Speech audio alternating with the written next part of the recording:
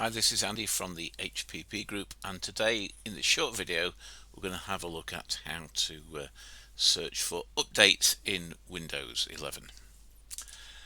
Same process applies in Windows 10, just the slight variation on what you see on the screen, but I say exactly the same dialog appears. The key here is to move to the search bar within Windows, and if I simply just go down here and type in updates, here we have a box inviting us to check for updates, so all we need to do is select that.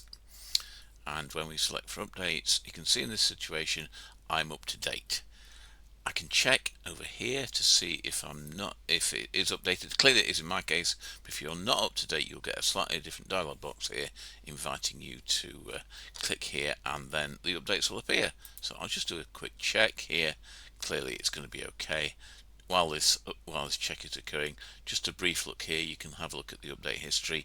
You can pause the updates if you wish for a time. I wouldn't do so. I'd always make sure you're on the latest version of Windows on every occasion. It's as straightforward as that. Thanks for watching.